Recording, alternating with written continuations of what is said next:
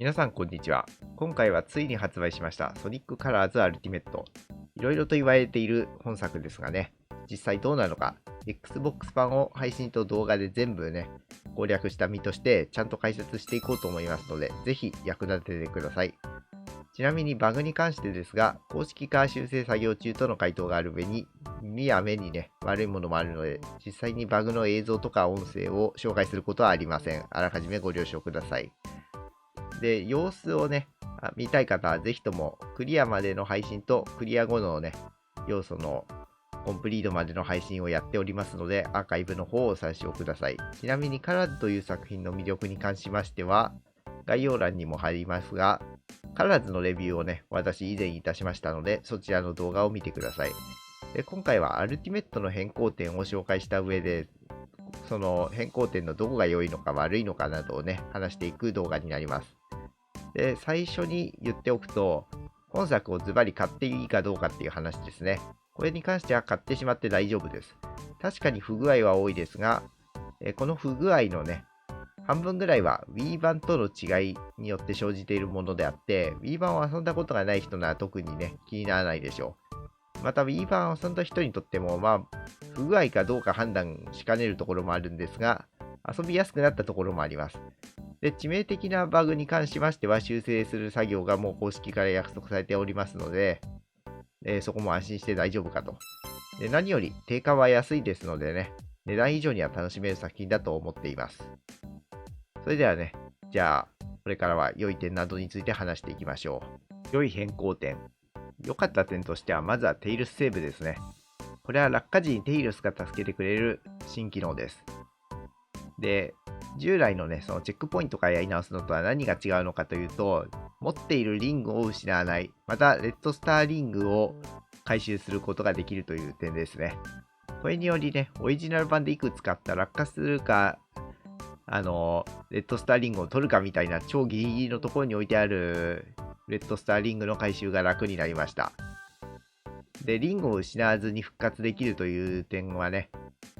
実はこの復活時にスコアアップの効果がついている上に、それまでに取ったリングが復活するという仕様があります。これを合わせることで S ランクへのね、到達が楽になること、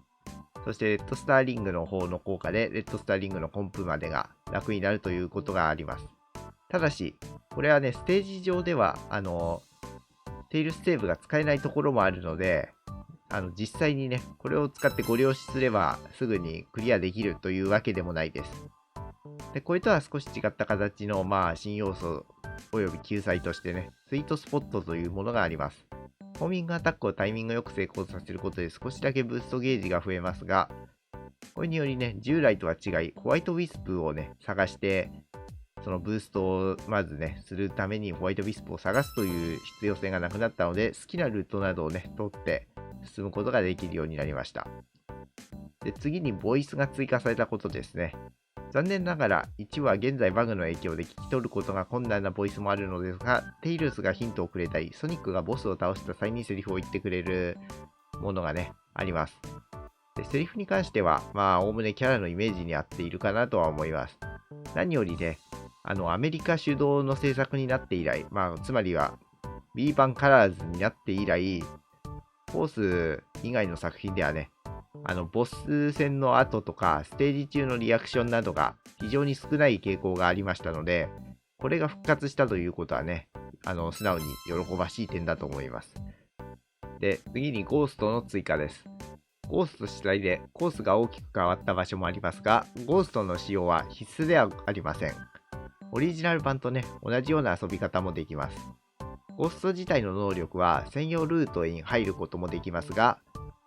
従来だとね、狭い足場を渡るところでうまくジャンプができない、または攻撃が激しくてなかなか突破できないといったような場所にね、ゴーストを持ってって使うことで突破することもできるので、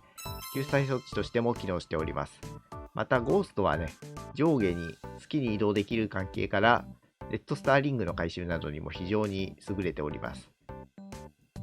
救済措置としてはもちろん、新しい遊びというかね、新しいルートなどに行ってみたい方にとっても嬉しい追加要素となっております。で、一応プラス意見として取り上げておきますが、ソニックのカスタマイズですね。パターンはあまり多くないですが、コスチュームを自分流にいじったりね、エフェクトをつけれるというのは普通に楽しい点となりますね。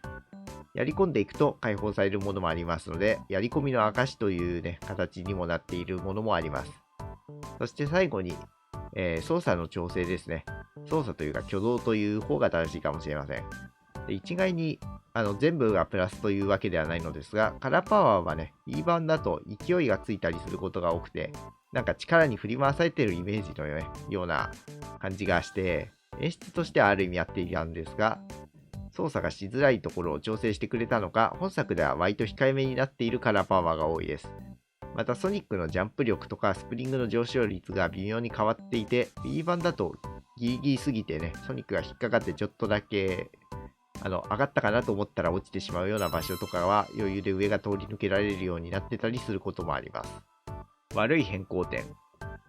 一概に悪いと決めつけるわけではないですが、まずは BGM ですね。問題もあります。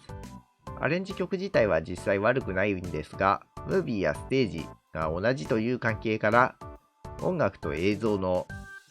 一致しているっていう点ではね、正直言ってそうと思えないところが多少出てきてしまいました。で、ボス戦やラストエリアは曲調と映像が合っているような感じなんですが、プラネットウィスプとか例えばですけどね、あとオープニングの一部のシーンなどは音と映像がね、かけ離れたような感じに思ってしまうことがあります。で、次にエンディングですね。原作でも約15分あるとんでもないエンディングだったのですが、これにリマスター版のスタッフが追加されたことにより、なんと15分追加されて、30分続きます。しかも、後半部分は無音となっております。これバグなのかなと思ったんですが、音が当てられてない可能性の方が高いですね。もしかしたらバグで音楽が、作ってある音楽が流れてないという可能性はただありますね。で、映像が暗めになっているという関係もあって、全体的になんかオリジナル版よりワクワク感がないロールとなってしまっています。で、スキップ運はね、初回は不可能のようなので、30分もね、スタッフロールを眺め続ける苦行が待っているということで、修正が待たれますね。素直にスタッフロールが始まったらね、こだわりがない方は、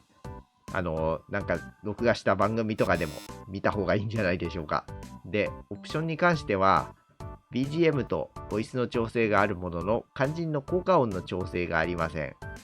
このゲームはね、後ほど詳しくお話しするんですが、バグの影響で効果音がとてもね、大きくなってしまったりすることがあるのでね、せめてオフにするオプションが欲しかったですね。で、バグか仕様かわからない点について少しお話しします。最初に話しておきますが、本作はね、最初の開かどうかっていうところでも少し触れたんですが、ゲームが進行不能になったり、ゲーム機本体にダメージを与えるようなバグは一切発見されておりません。なのでね、今言われているバグバージョンでも、安心してプレイ可能です。ちなみに私が9月8日に Xbox で配信した際に、頻繁にネットワーク接続が切れてタイトルに戻されるという事態がありましたが、これはおそらく Xbox 側の問題です。ただし、Xbox をね、約1年使っていて、他のゲームで同様の現象が起こったことがなかったので、本作の処理などが原因となって、それが起こってしまっているという可能性はそれなりにあります。ただし、Xbox 以外では、そういった問題は全く起こらないと思われるので、Xbox 版をね、買おうかなと思っている人以外は気にしないでいいと思います。で、まずはバグの話なんですが、音の方ですね。突然 BGM が消えてしまったり、後半部分から急になり始めたりと安定しません。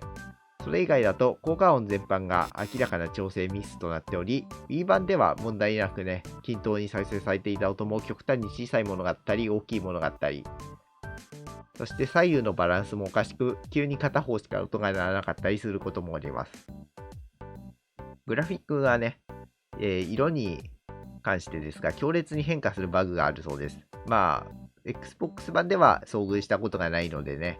なんとも言えませんが、なかなか色が急にね、濃くなったりするのは目に悪いので、最優先で直される事項かなと思います。で、色とちょっと違うんですが、フィルターが全体的に濃いっていうのがありますね、今作。ホバーの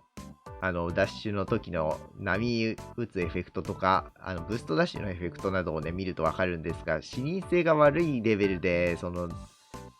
波打つようなね、演出がかかってしまって、普通に視認性に問題が出てんですよね。なので、これも控えめにするようなフィルターがちょっとあるといいんですが、オプションで追加されたりするんですかね。で、あとはね、気になるところで言えば、進行不能レベルではないものの、たまに起こってしまうフリーズですね。プレイ途中でテンポがそがれるのはアクションゲームとして致命的でしょ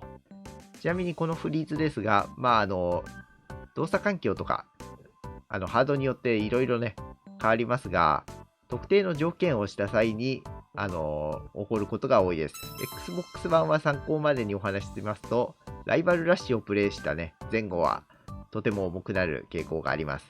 最後に、使用かわからない点として、エッグポンという雑魚敵の挙動です。原作では空中から現れる場合、落下が遅く、これを踏んで、さらにね、高い場所に登るショートカットなどもありましたが、本作では画面に映り次第垂直に落下する仕様となっております。で、なぜバグなのか仕様なのかわからないかというね、考えに至ったかというと、ソニックのアクション周りをね、先ほど調整されているといったことがありました。その関係からエッグポーンの方も挙動を調整したのではと思っております。ですぐ落ちることのメリットなんですが、原作だとね、そのヒューンって音がして、しばらくしてから現れるので、エッグポーンがあと何体来るかみたいなのが分かりづらいっていうのがあったんですね。そういうことを考えると、一瞬で画面にね、何体いるよ、これを全部倒そうっていうのが分かりやすいようにしてくれたのかもしれません。で、もう一つは、カラーパワーのレーザーがね、発動した時に予測線があるんですが、自分が発射した時、どこに向かうかというね、その予測線が画面全体が暗めになっている関係から見えないという点ですね。これは不具合のようにも思えますが、本作は色味がね、B 版とはまた違う感じになっているため、仕様としてね、その黒っぽい線になっているという可能性があります。アンケートなどで、見えづらいということを送れば、もしかしたら白い線などになって、明るい白い線などになって、見えやすくなる可能性はあります。まとめ。今は不具合もありますが、普通に遊べるソフトであります。賛否が分かれる変更点はあるものの、原作の魅力が十分に伝わる出来であり、カラーズを未経験の方はね、ぜひとも手に取ってほしいと思います。原作愛がね、ある方にはちょっと、もしかしたらその仕様変更の点で受け入れづらいところがあるかもしれませんが、それでもね、久々に遊ぶぐらいだったら、そんな違和感なく遊べると思います。で、この作品ね、価格も安く、そのゲームとしての難易度の上がり方とかからして、本当にソニックの入門にはこれ以上ないと言える作品なので、ぜひともね、ソニックシリーズ、最近興味あるんだって人はやってみるといいと思います。で、このチャンネルではね、ゲームレビューややり込みをよくやっているんで、よかったらね、チャンネル登録とか高評価をしてね、ぜひとも続きを見に来てほしいかなと思います。取り扱う作品に関しましては、日本より海外で人気のゲームをね、多く扱う傾向がありますので、気になる方はぜひとも他の動画なども見てください。それでは。